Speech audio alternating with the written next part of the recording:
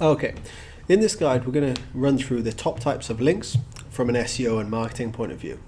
So my name is Tom Buckland, I'm the founder of Ghost Marketing, which is a UK based link building agency. And we're just going to talk about what separates a good link from a bad link, how we determine the value of a link in itself, and how we can build some ROI driven link building strategies that are not only very granular in terms of you can teach a team member or you can implement them yourself if you have the time, but also they actually scale well as well, and we don't run out of prospects or anything like that. Okay, so first to start, a couple of stats that are really super important, because it is easy to forget how important backlinks are. So 100% of top 50 organic search results have at least one quality backlink for their domain. So let that just sink in from a purely stats point of view. That's 100% have at least one link, but that's to the domain, right? Not to the individual ranking page. Now to the individual ranking page, there's still 78% of top organic search. Okay, so depending on how much domain authority you have will obviously depend on how much internal or external links you'll need to build to that one specific page you're trying to rank, and of course a number of other factors. But those two stats are incredibly high, and as a result, link building should be one of your marketing priorities, not just one of your SEO priorities. So again, you just can't really win without links. So you need links to basically convince Google that you are an authority in your specific industry, and build some relevance about your specific terminology.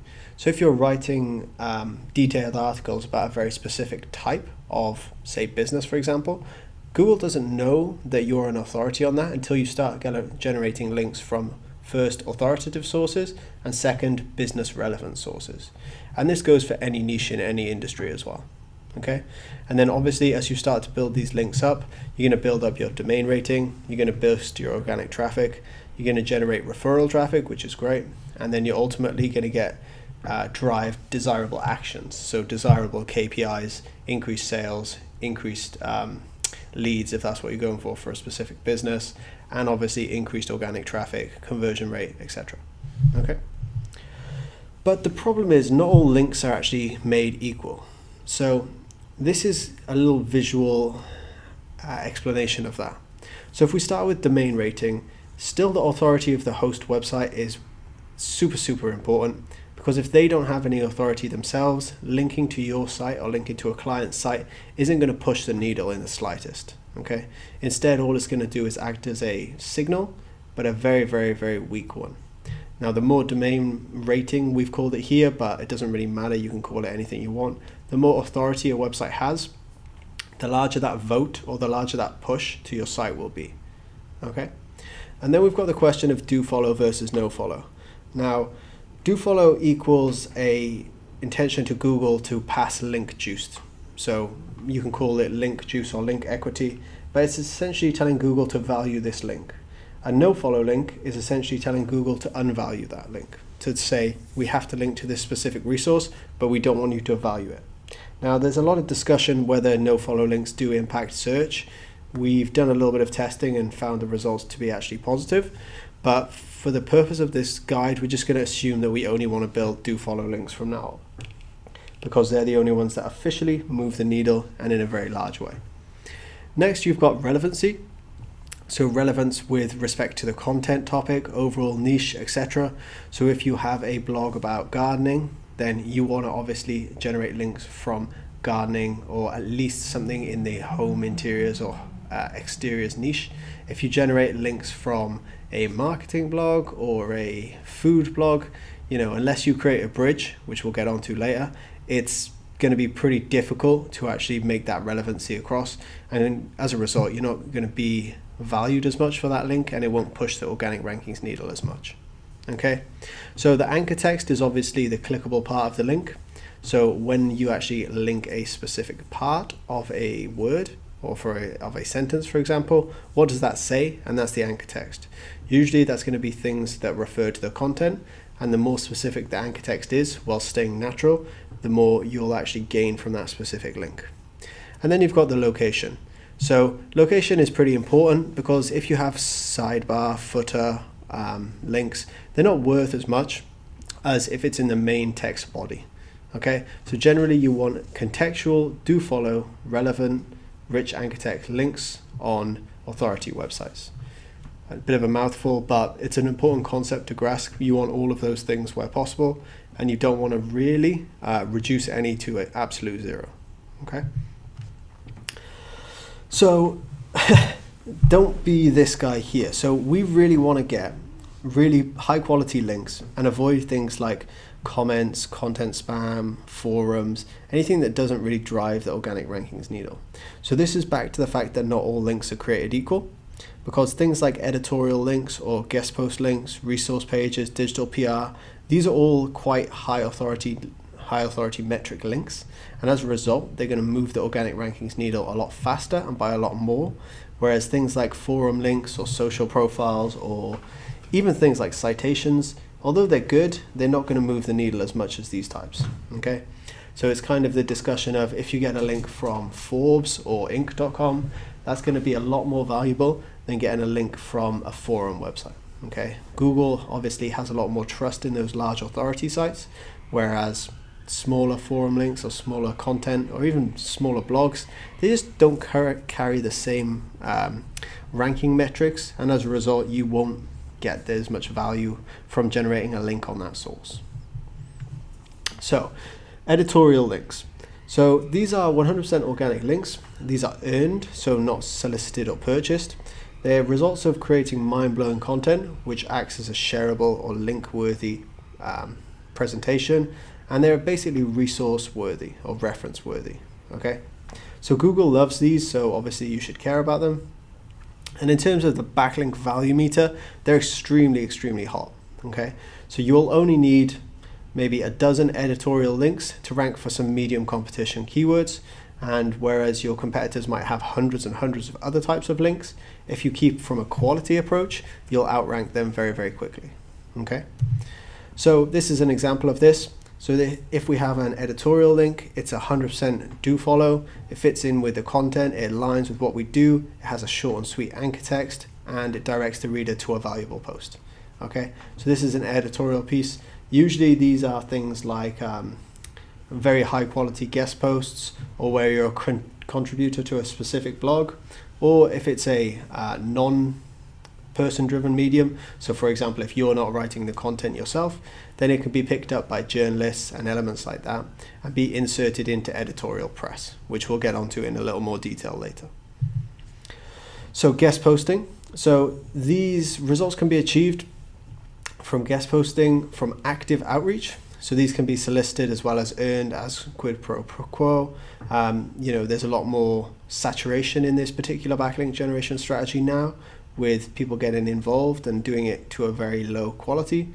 But if you still do it on a very hyper-personal, high quality, hyper-personal level, you're still going to get really good results. So it's important to have a host that has a high traffic, high authority, and high relevancy to your specific linking site. So this is a great way to drive qualified referral traffic, which can then also convert if they are obviously having readers that are relevant to what you're offering. Okay, so Google sees these as a badge of relevance more than anything, depending on the quality. If you can mix high authority and relevancy, that's a perfect guest post type. Okay, so here's a sample guest posting link for our sister agency. You can see inbound marketing here is utilized, blah, blah, blah, blah, blah. And this was an in-depth article on a home business magazine, and it was a high traffic, relevant publication. It had a really nice anchor text to the specific article we were looking to build to. And then obviously it contextually perfectly leads onto another post. So if somebody wants to find out more information about inbound marketing, they can click that link, go over to our site, and in the future they may contact us or get retargeted with an ad or something like that. So they're higher in the funnel, but they're actually there. So it's a really nice and added on benefit of link building in general. So resource page backlinks. So what are these? Backlinks from high authority resource pages. So basically a page on a high, usually a very, very high authority website, but talking about top resources or top links to other locations. So usually this is seen in universities and educational sites. They'll have a top resource for maybe getting started in business or something like that, or how to find a job after uni. So things like that, they usually have a top links or a top tips section, and with the resource page approach, you approach these people in a very sort of value-driven way, and you say, hey, we have a very, very good resource on this if you'd like to link to it on your resource page that's hyper relevant. Okay, so obviously low spam score, very important to stay up to date with that, and don't mass email people. These are relatively easy to build. The easiest thing to do though is just to be the best resource on that specific topic, and go very granular with the topic as well.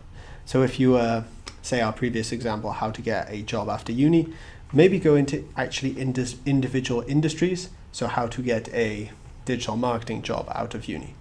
And then you can approach these universities and say, hey, we have a very specific resource on this. And most of the time, you're going to get a positive response. You're not going to generate links most of the time, of course, but you can get a 10 to 15% link rate, which isn't too bad, honestly. So this is an example of Clutch. It's a little bit different, but it's on a high DA list site again. So it's not exactly a resource page, but obviously we don't want to reveal where we've actually built links on resource pages for clients. Then we come to digital PR. So what are these? Digital PR features hits, mentions, press releases. These are things that are occasionally paid links in most cases, but it's important to feature on extremely high DR media websites and relevant niche publications. So these are actually our favorite type of links just because they push the needle so fast and so far. So you can rank organically for medium competition keywords within weeks, not months or years, just because you're getting links featured on editorial press and relevant news sites where nobody else could just come along and write a guest post or become a contributor or say hi to a journalist and they'd get a link. It's actually a lot more difficult to do. Okay, so here's an example by Coinbase. You can see in a blog post yesterday, popular digital asset exchange, Coinbase announced the launch of blah, blah, blah. Okay, so obviously you have to do something newsworthy to generate digital PR links, but we actually have a full guide on how to actually create this content, and that's linked below. It's actually our digital PR process page. It will help you build out really, really sharp digital assets, which you can then leverage to point to media lists. You can get in touch with journalists, build relationships with them, and if you send them something interesting that they can build a story out of, you're actually doing them a favor as well. So it's a very, very win-win synergistic connection. And the rule of thumb with links is generally the best backlinks are the ones that you never worked for. Okay, so if you can have a scalable approach where you didn't actually reach out to each individual person, or you didn't have to write each individual guest post, that's the best way, because you're not delegating resources into trying to achieve them. Okay, the way to do that is to keep users engaged and create super valuable content. Okay, you never want to go down the black hat road, and always remember to disavow any dirty links you do end up achieving, whether that's from syndication of content or just competitors linking to you from what's called negative SEO in your site, essentially. And then that's everything. So if you have any questions, feel free to get in touch. We'll include the link below to our digital process page that will help people understand how to build out content assets, and then how to outreach to journalists and individuals to build those assets out and actually generate links to them in a very short time period. Okay, cheers.